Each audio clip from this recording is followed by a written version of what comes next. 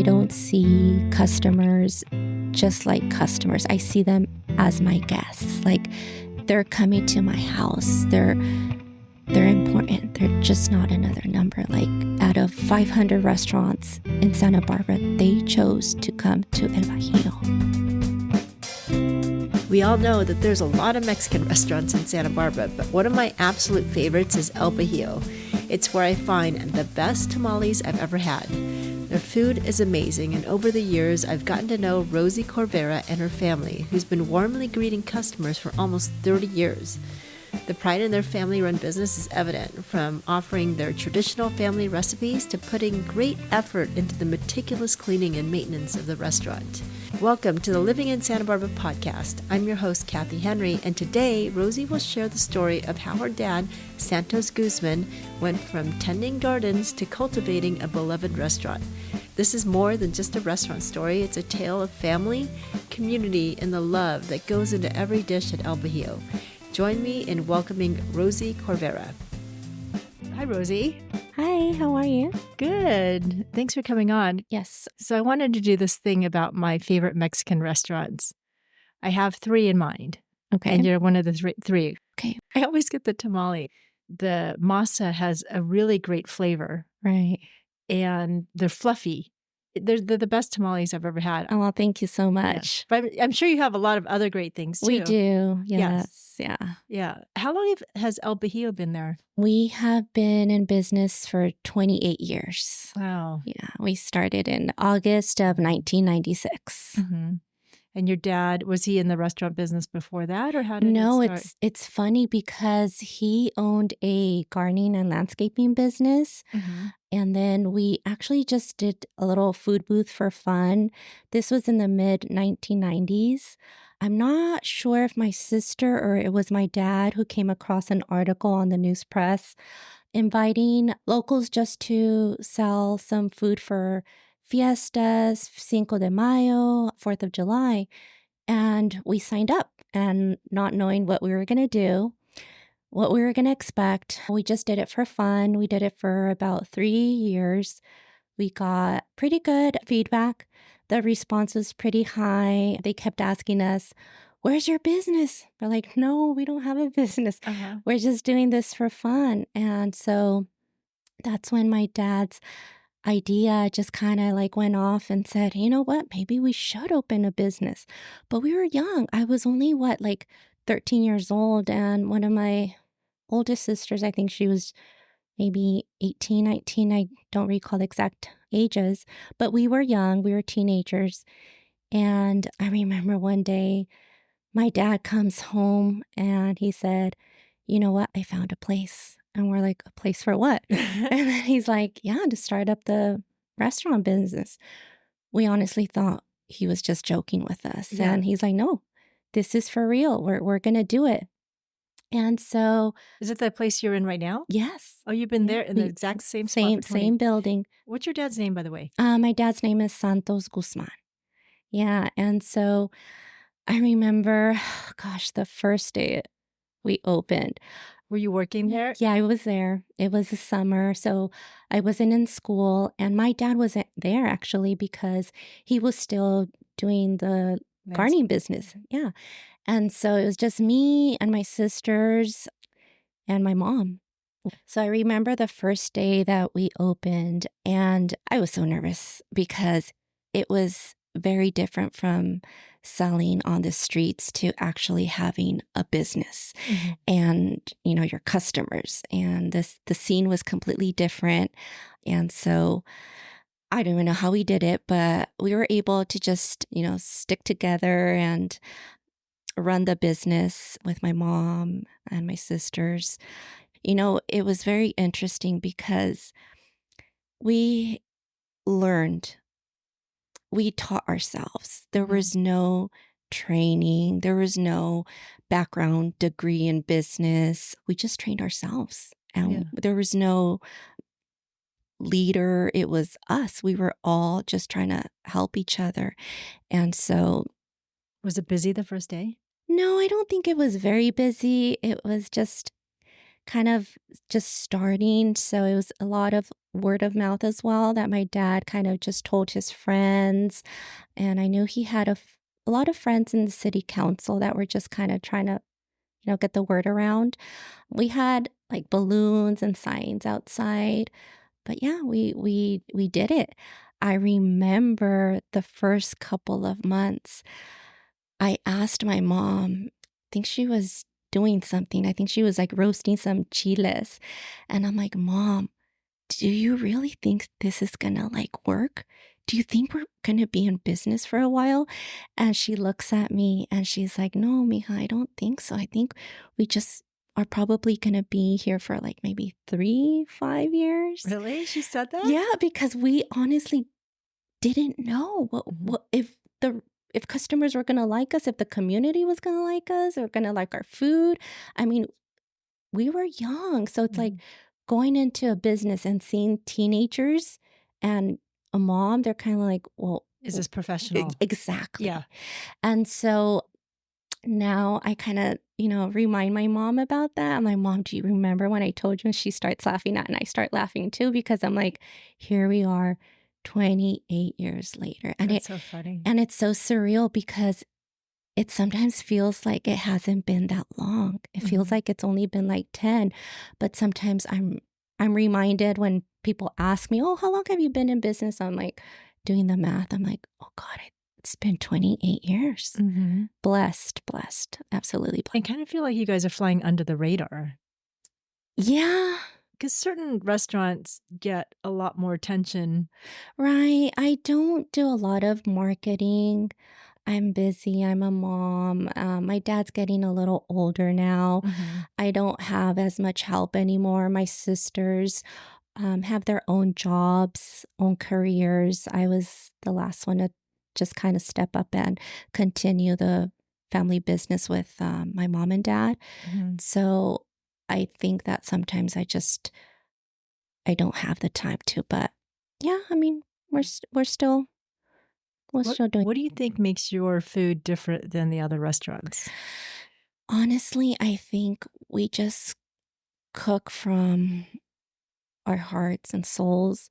A lot of the food is our mom and grandma's cooking, our abuelita's cooking. It's the recipes. Exactly. Our caldos, our soups, our chicken soup, our little costillas, pork ribs with rice and beans. We keep our food very simple. It's almost like a reflection of like, what my mom and grandma used to like make for us. Like nothing fancy. It's just very simple, but very bold in flavor. And I think a lot of customers appreciate that we haven't changed the recipes too much. I get a lot of customers that they come and they're like, wow, your soup is just like my grandma's, or your pork ribs taste just like my mom's. And they really appreciate that. What's your favorite item on the menu? And what is a favorite item on the menu that people, it sounds like one of the soups? Yes, we do have a few. One of our best sellers is our caldo de pollo, our chicken soup. Also our pork ribs that I was mentioning. And then from there, it's probably like our el Bajio burrito, our tortas are amazing. But yeah, I mean, we do offer a variety, but like I said, we try to just stick to homemade cooking. How do you make the masa so fluffy? Yeah, that's Is that a Mom's secret. Yeah. I know. I've never had them like that. Yeah, no, before. they're really good. Yeah. Yeah. It's been 28 years. Another thing that I love about your restaurant, it's so clean. Yes. Close twice a year? Or we close in December, once a year. We shut down for about 2 or 3 weeks, depending. But yes, we do a lot of touching up in the business. We remodel a few things. And every Monday, we do a deep clean the business. I grew up in a family where it's like cleaning is very important. And since we opened the business, we've been always very, I guess, anal about our cleaning. Our employees are very clean as well. I think it's important where, if you are going to sell food, you also have to be very careful, and your hygiene has to be Yes. very, very, very good. Mm-hmm. There's some restaurants that don't maintain the same standards that you do. It's obvious when you walk in. Oh yeah, thank you. Yeah. Yeah, we work hard in keeping it clean. Mm-hmm. So your dad, I haven't seen him around lately. No, he's kind of slowing down a little. He was ill in about, I think, a couple months ago. And so he's just kind of like slowing down now. Mm-hmm. And he's getting older. So is my mom. But they still go. Mm-hmm. I mean, they still kind of supervise, kind of make sure that we are still consistent. And I miss seeing him there. yeah. Yeah, I like him because he's kind of like stern. No, yeah. I mean, if there's nonsense outside, he'll go out and say, you need to move on. Yeah. I've seen him do that before. It's a nice experience, just very straightforward. Right, right. No, I mean, he takes a lot of pride in his business. I mean, he wants to just always make sure that we're following his, his recipes, consistency, qualities always being served. And so I think that has contributed a lot to the success in being there. Mm-hmm. I know that he's not there as much anymore, but I'm there as well. So I think that's been one of the key components to a successful business, is just always being there. You Yes. have to be there. It's so hard. But if you're not there, then things will start kind of like... They start slacking. Exactly. Yeah. And how long after you guys opened the restaurant did he walk away from the gardening business? I think maybe 2 years. It wasn't more than that. Mm-hmm. He tried, but he couldn't. He tried to He tried to keep earlier? Yeah, he tried to keep both, but he knew that the business, the restaurant business, was too demanding, and he needed to be there. So yeah. So has it grown? I mean, has it been consistent every year, or have you seen a growth? COVID was definitely very, very hard. Yeah. I think on every small business, and it was definitely a challenge to keep doors open. We actually did keep our doors open, but the sales were very bad. We got a very hard hit on that, but we managed to just keep pushing through and just trying to survive. But yes, we've seen our regular customers are still there. They keep continuing to go, which is really nice. I've seen families grow. I've seen new customers come in as well. Have you had any notables? Yes, recently, 3 weeks ago, I had a movie star come in. Did you get any feedback? It was really exciting. I don't want to say who it was because I think you don't have to. Yeah, but it was at the beginning. I'm like, wait, is it really her? Because it was so unexpected. Yes. And so then I'm like texting my sisters. Oh my gosh, That's so funny. She's here, and they're like, what? Really? Can you take a picture with her? No, I didn't want to bother her. That's why they come to Santa Barbara, because they want to stay away from all of that. Did you ask her how she found out about your restaurant? She mentioned that her husband actually goes and that he really liked it. And so she wanted to go and try it. She went with her daughter, and I think it was her nanny. And she was very sweet, very, very nice. I know that a couple of customers that were there recognized her. So it's very rewarding when you see that type of kind of like customer come into your business. You're like, well, you would think she's there because she heard from somebody else to go to El Bajio. Yeah, could be. So it's very rewarding and satisfying when you see somebody like that. You're like, okay, we must be doing something right. So yeah. Well, there's more to it too. So you guys also, I just found out, at Christmas time, do the roundabout at Milpas. Yes. I don't know much information because I kind of like run the business, but my dad is very involved with that. I believe he started the Milpas Christmas Lights projects a few years ago with the help of community members and business owners. He had this idea of putting Christmas lights at the Milpas roundabout. And that's a beautiful display. Yes, You guys are it doing is. a great job. Yes, you can see it off of the freeway when you're driving Yes. north and south. And he had this idea, and so it was nice that there was support from local businesses and community members, and they all came together and helped fund the project. And so now every year he looks forward to putting Christmas lights around the roundabout. And he has a lot of volunteers that help. It's been great. So he's the leader of that. He directs everybody. Is that With the help of other community members? Yeah. Yes, yeah. He doesn't do it by himself. No, yeah, that's a lot of work. Where do you store all that stuff in his garage. Oh my gosh, that's a lot of stuff. Yeah, it is.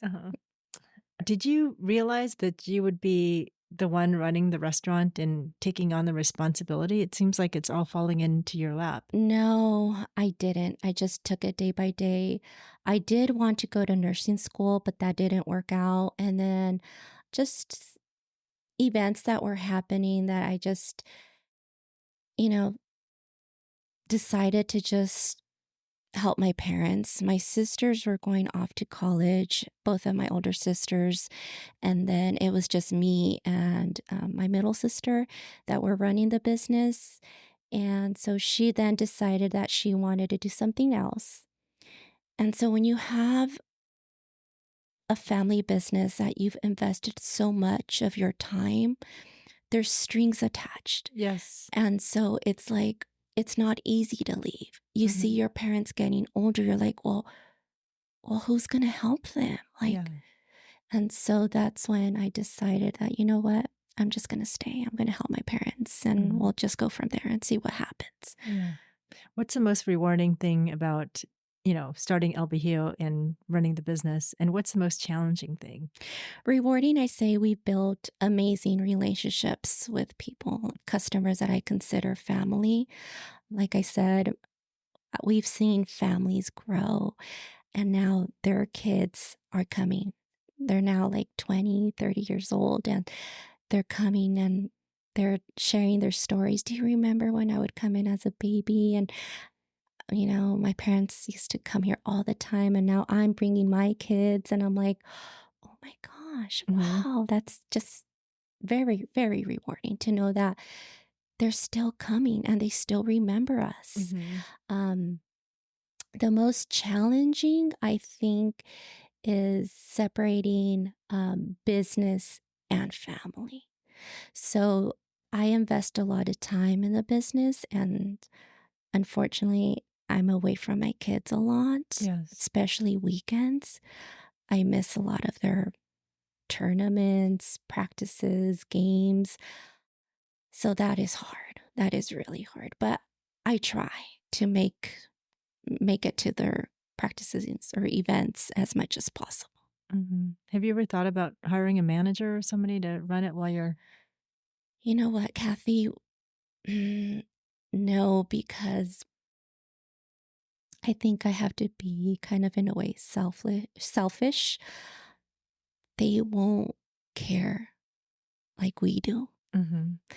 I do have now help with my niece. She helps me run the front on weekends, which it's been a blessing because I'm teaching her the importance of the family business, and she's great.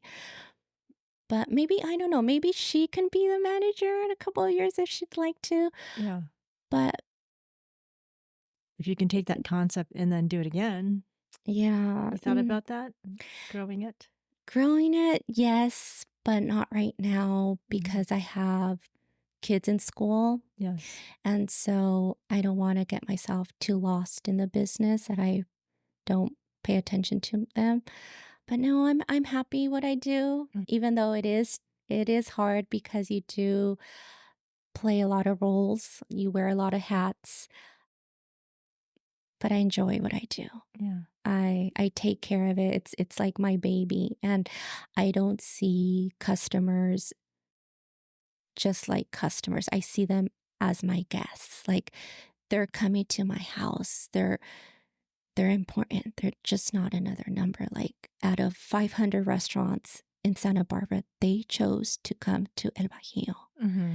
And so there are a lot of Mexican restaurants. Yeah, I think there's over 500 businesses here, or if not even more, Kathy. I'm not sure. 500 restaurants or 500? Restaurants, yeah. Yeah. There might be more. I'm not sure. But they chose to come to El Bajio. So I want them to have a great experience. Mm-hmm. And not only that, just get to know who we are. Well, it is a true family business. It really is. And we see you there often. You're always there. Yeah. Some customers even ask me, they're like, do you even like go home? I'm like, yes, I do. Yeah. Because they see me there a lot. Oh, it's nicer when we see you. Yeah.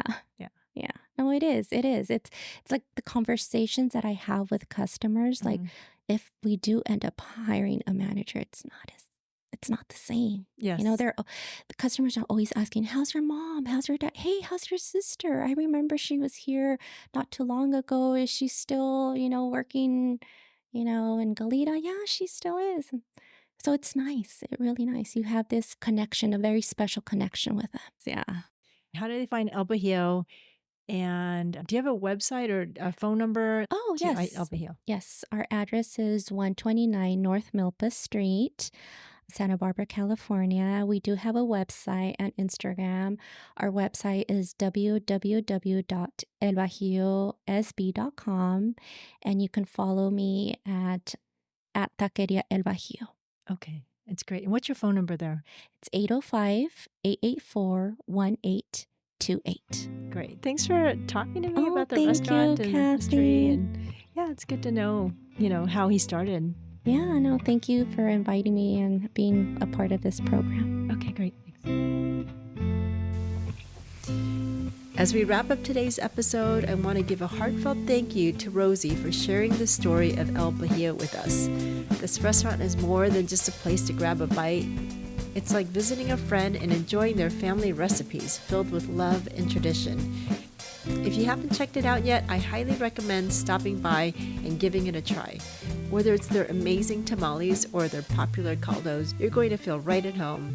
You can find them at 129 North Milpa Street in Santa Barbara or online at elbajiosb.com and on Instagram at Taqueria El Bajio. Thanks for listening, and make sure you tell Rosie Kathy says hi.